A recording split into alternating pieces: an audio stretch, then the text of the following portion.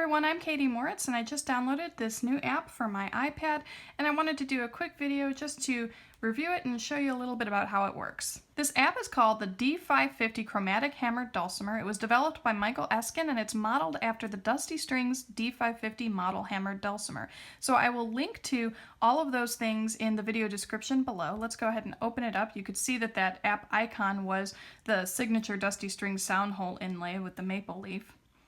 Now when we open it up, the first thing that we see is the top view of a Dusty Strings D550 hammered dulcimer. Each string corresponds with the note name, and not only have they included the note name, but they've also included the octave number. The only thing that's not included are enharmonic notes, so it's your responsibility to know that if you need to play an A sharp, then you're going to have to aim for a B flat. If you need an E flat, you'll have to play a D sharp. There just wouldn't be enough room to put all those enharmonic notes in there, so you have to do that calculation on your own. If you don't like the way this looks and you already know all your note names, you can turn this function off. So I'm going to do that now by just pressing this ABC button up in the corner. They're gone. Look at how beautiful that is. So what does it sound like? Well, first I'll explain. The sound that you're going to hear is the sound coming out of my crappy little iPad mini speakers and getting picked up by the iPhone microphone. So what you hear isn't necessarily the same as what I hear, and what I hear sounds pretty good, but it sounded even better when I plugged this thing into a better speaker. So a lot of the issues with sound that I have are not because of the app, but they're actually because of the mobile device I'm using. That being said, I still think it sounds really good.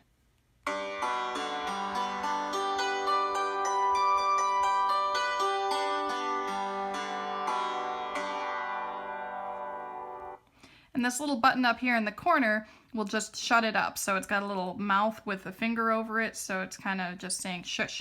So one thing I'd like to make note of is if I press this E, and then this one, and then that one, or this A, I'm getting 3 different timbres depending on which E or which A I hit. So all of the repeated notes, it's not like somebody just recorded one E and plugged it in every instance of that note on that dulcimer, nor did they record one note and then just change the pitch depending on what they needed it to be, which is what I've noticed in some dulcimer apps that I've had. So again, that just adds to the authenticity of the sound. Let's see if we can play a tune on it.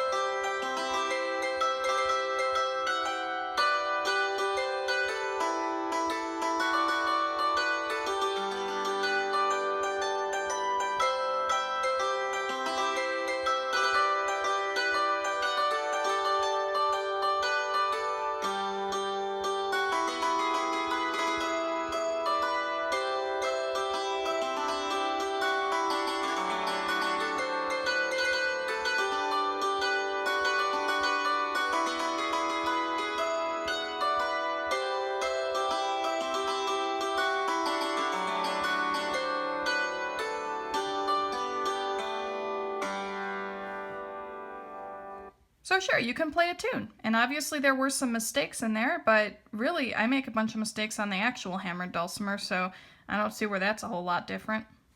So let's talk about the functionality. Obviously we learned about turning on and off our notes. We also learned about this little shush button up there. Up here in the left corner, you've got what looks like a solid-sided hammer, which is producing that solid side hammer sound. You can add a filter to that to get a soft hammer sound. Just by touching it, it adds what looks like maybe some leather with a little outer glow, and here's what that sounds like.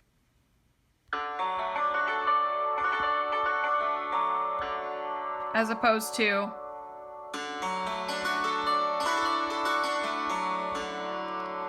now you have some options here for this sound. We can go into the settings, which we haven't visited yet, but I'll visit them now. We have a soft hammer filter down here at the bottom, and right now it's set for iPad speakers. You can set that for headphones as well, which I'm not listening with headphones, but let's hear what it sounds like anyway. So let's turn that filter back on. Versus, I don't know if the camera's picking up the difference in sound, but there is a slight difference in the way that that sounds, and I'll be honest, I prefer the headphone sound even through the speaker of my iPad. But either way, I don't really feel like this is how I would want my instrument to sound if I were playing with soft hammers, which I do play with soft hammers almost exclusively. So I'm going to turn that function off because I don't know, it's just not my thing.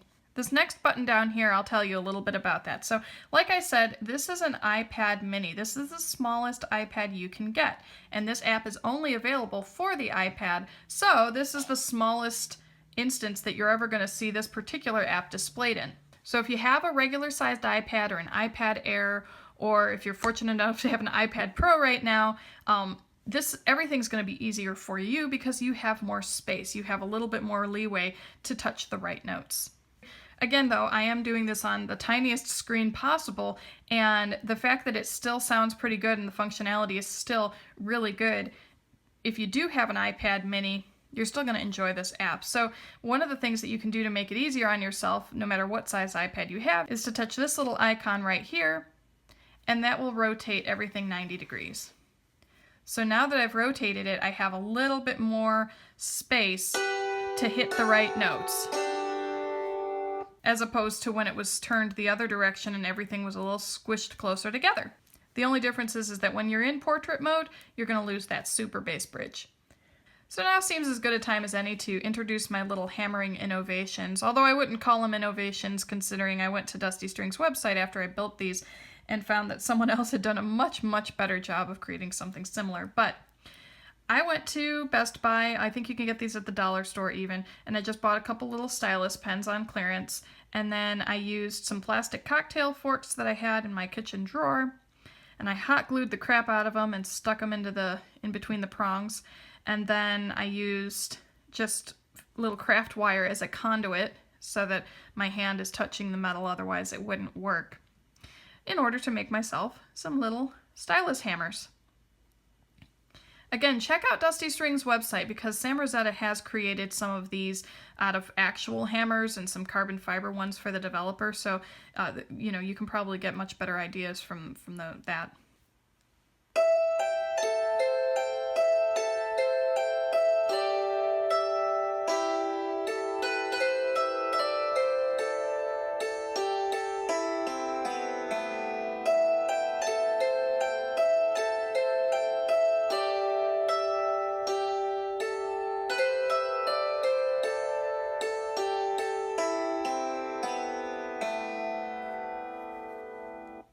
So you can make some of these yourself if you feel like you would benefit from having some sort of a hammer type thing rather than using your fingertips. I think I prefer my fingertips, to be honest with you, because number one, it's one less thing to be carrying around, and number two, I have a very loose grip usually on my hammers. I don't know if you can, I tend to hold my hammers pretty loose. And with these, you do have to get a little bit of a squish on that tip in order for it to pick up, which requires me to hold my hammers a little bit tighter than I normally would. It's not like a death grip or anything like that, but it is tighter than I would normally use. So if I just use my normal hammering technique, I'm not getting any sound. A little bit, but like every 8th note I might get. Anyhow, so that if I just hold a little bit tighter and just add a little bit more pressure, so it's not a ton of pressure,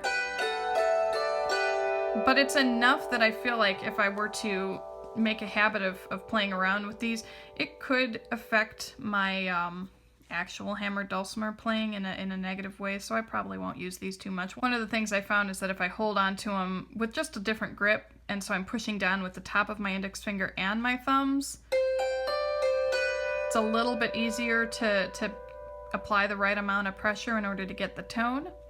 But anyways, I think this is kind of a fun thing if you just want to feel like you've built something, invented something. You can make these yourself for not very much money.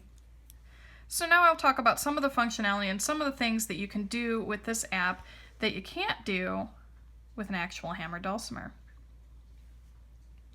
Let's go into the functions. We have volume control on each of the bridges. So the treble bridge, the bass bridge, and the super bass bridge. You could take the volume down real low on, your two bass bridges and leave it up higher on your treble bridge, for example, to create a different kind of sound. Everything is the same volume, so it's kind of like a harpsichord sound, you know. Every single note that you hit is the same volume, but when you change the volume on some of the bridges, then you have a little bit more room to play with emphasizing melody notes.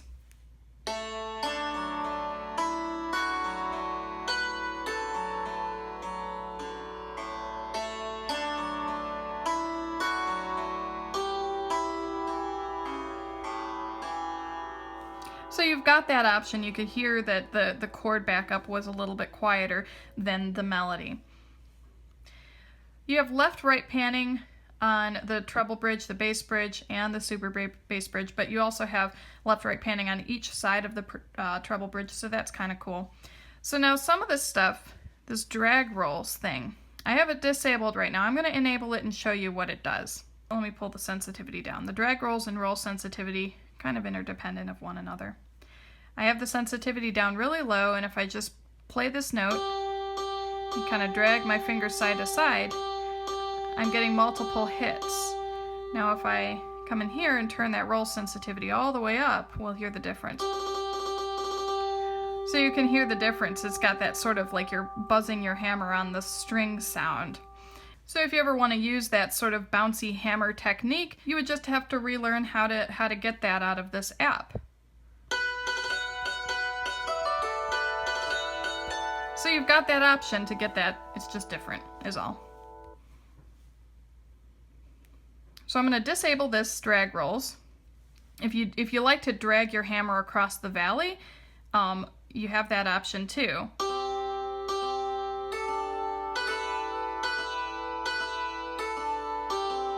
You have that option. Now if you turn on drag rolls, enable those, here's what's going to happen.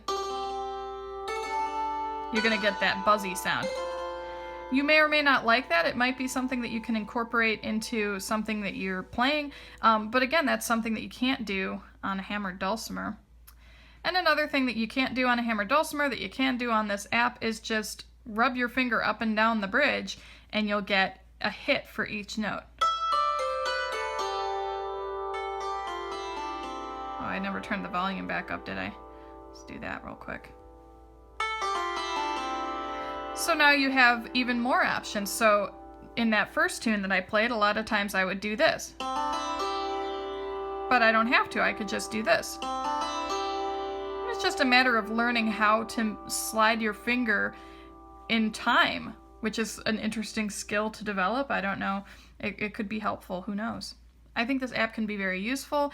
It'll help me just in having something in my pocket where I can pull it out and see if something's going to work out on the hammered dulcimer, how difficult something might be, check what key a piece of music is that I'm listening to, and I really like that availability.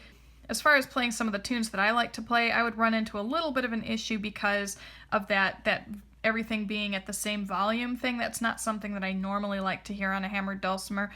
But again, we're limited with the technology, and this being an iPad mini, it doesn't have any pressure sensitivity built into the screen like an iPad Pro does. Something I could perhaps get away with would be like playing backup type stuff where I can set the volume to what I want it to be and not necessarily worry about emphasizing melody notes.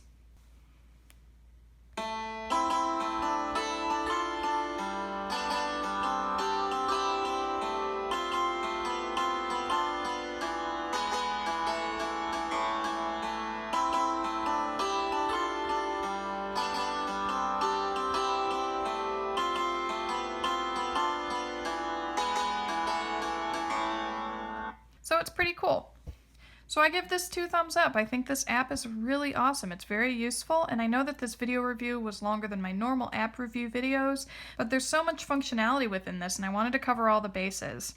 Again, check out Dusty Strings, and especially Appcordions. You'll get to see some of the things that he's got going on with this app and with other similar apps. So let's talk about the price. The D550 app is $4.99. It's not a free app. And I like free apps just as much as the next guy, but I think this app is really worth it. It's very well developed. There are so many possibilities with this functionality. The user interface is very intuitive, and there are a lot of directions that you can take this app. I can't wait to see what people do with this. It's awesome. If you like what I'm doing and you want to see more, you can subscribe to my YouTube channel or you can like my Facebook page. You can visit my website at www.katiemoritz.com. And if you have any requests, things you'd like to see me do a video on, please don't hesitate to reach out and let me know.